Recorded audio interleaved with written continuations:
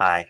So I've kind of been putting this off because I've been really struggling with it, but at a number of levels. But I want to explain why, if I lived in a swing state, I would vote for Kamala Harris. Um, and I say this as somebody who thinks that Joe Biden and some of his top advisors should be brought before international courts as war criminals for their role in the utter destruction of the Gaza Strip. Surely, if I support the international proceedings that I hope will one day begin against the leaders of Hamas and against Benjamin Netanyahu and Israeli Defense Minister Yoav Golant, how could I not also support such proceedings against the top Biden administration officials who gave Israel the weapons that Israel has used to utterly destroy human life in the Gaza Strip? So I say that as someone who feels that way about Biden's policies, and also someone who's found that Harris's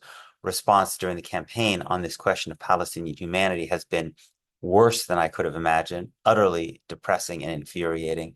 The fact that they could not do the bare minimum, by which I mean have a Palestinian-American state representative who had endorsed Harris come to give a speech at the Democratic Convention in which she simply spoke about Palestinian suffering and about Palestinian humanity, about principles like equality and peace, principles that supposedly the Democratic Party believes in. The fact that even that could not be done showed to me a level of just kind of moral cowardice and political idiocy that I find staggering. And I also want to say that I'm obviously saying this as a person with the good luck that that I live, that my family is safe, for no, there's no reason I deserve to be safe any more than the people whose families are in Gaza or other parts of Israel and Palestine and in Lebanon, whose families are being destroyed and living with daily terror of being killed. And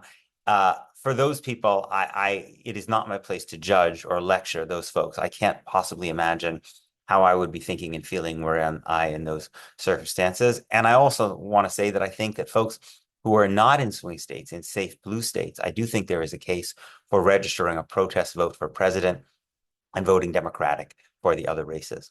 But I do think there are some arguments to be made for why folks in swings, why if I were in a swing state, I would vote with a heavy heart, I would vote for Kamala Harris. Some of these are going to be obvious, but I think that they're worth going through. The first is that even though there is not nearly as big a difference on the question of Palestinian freedom between Harris and Trump as I would like, there is a really big difference on other issues that are also profoundly, profoundly important, starting with climate, right? Can we really even begin to come to terms with the consequences for all of our lives of 4 more years of a president, Donald Trump, who essentially does not believe in climate change as a problem and who would be moving aggressively with all of his kind of corporate industry allies to basically to rolling back whatever the Biden administration was able to put into place to try to move towards a kind of greener economy. The consequences of that are just incalculable. Secondly, on abortion, how many women and other people who have abortions are going to die if Trump is allowed to appoint all these judges who will uphold these incredibly draconian straight abortion laws that basically put women's lives at risk because they basically say that you can't get reproductive medical care because they prioritize the fetus over the life and well-being of the person who's carrying that fetus.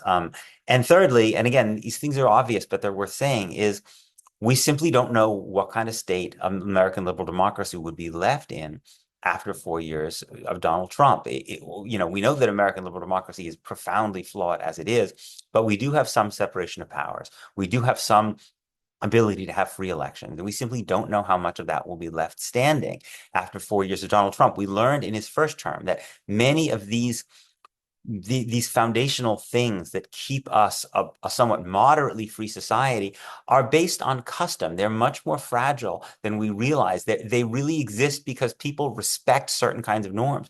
we learned that when you have a president who simply does not respect those norms, and he's worse than he was 4 years ago, that meant that those things can really start to buckle, especially when you have a Republican Party just completely dominated by cowards who will support whatever he wants. And potentially those Republicans could control the House and the Senate, and they already control the Supreme Court. This is really existential for the future and standing of American liberal democracy. And on those issues, climate, abortion, liberal democracy, there is an important difference between Harris and Trump, a very, very important difference. And I think one has to keep that in mind. Secondly, even on the question of Israel and Palestine, I think there is a difference between Trump and Harris. Not as big a difference, of course, as I would like, but there is a difference, and there would be a difference, I think, for this reason, because the political realities that they face are very different. Harris comes into the presidency facing some pressure from the Democratic base and even from some Democrats in Congress to end unconditional U.S. military and diplomatic support for Israel. We don't know what the outcome of that will be, but we know that she will face some pressure to do that from within her party.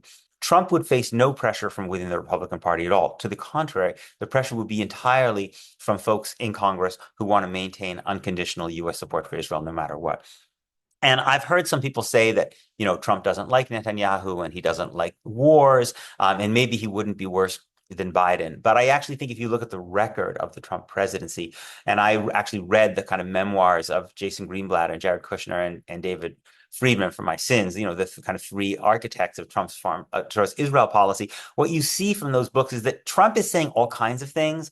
And he's got all kinds of ideas. But truth is, he doesn't really make policy because he doesn't have the discipline to really focus in on anything. And so those guys were really making policy, and they were pushing very much in the direction of letting Israel do whatever they want. I think they were basically, remember, they proposed a peace plan that basically created basically the most absurd of kind of Palestinian Bantustans. I think they were open to the idea of Israel annexing the West Bank legally, even though it didn't come to fruition because of the Abraham Accords. I think they would be open to a legal annexation of the West Bank beyond the de facto annexation that we have now.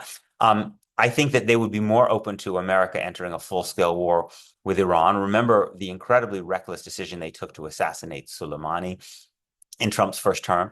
And I also think they would be more supportive of mass ethnic cleansing in Gaza, right? There clearly are people in the Israeli government who would like not just the kind of moderate level of ethnic cleansing we've seen in Gaza now, where people are basically, because life is impossible, kind of getting across the border into Egypt, but to push Egypt to open the border so that you would have a mass exodus out of Gaza and from which people would not be allowed to return. There are clearly people in the Israeli government who want that. There's been a lot of reporting about this. And the Biden administration, while it didn't do that much to stop it, when Egypt said early on, we're not going to open our border and allow this to happen, the Biden administration does not appear, from the reporting I've read, to really be to have turned the screws on Egypt to try to force them to do that. I think it's quite possible that a Trump administration would do that, using America's economic leverage, maybe the leverage of Gulf countries over Egypt, to try to force Egypt to basically open its borders and basically have a situation where you don't have tens of thousands of Palestinians leaving Gaza, but you have millions of Palestinians leaving Gaza without the ability to return.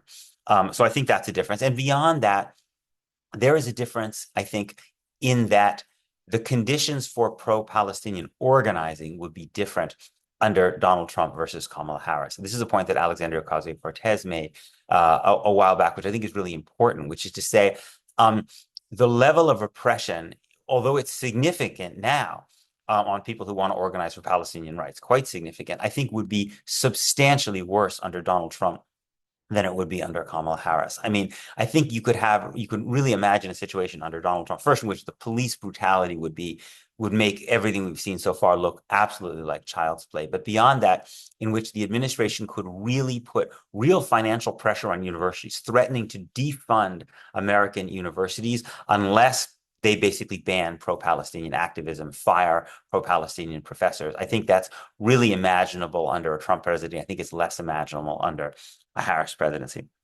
And the last point, and this is a point made by Eric Levitz, is I don't think that defeating Kamala Harris will move the Democratic Party to the left and make it more progressive and more sympathetic to Palestinian rights. It may be on a trajectory of becoming more progressive to Palestinian rights on its own for reasons of generational change.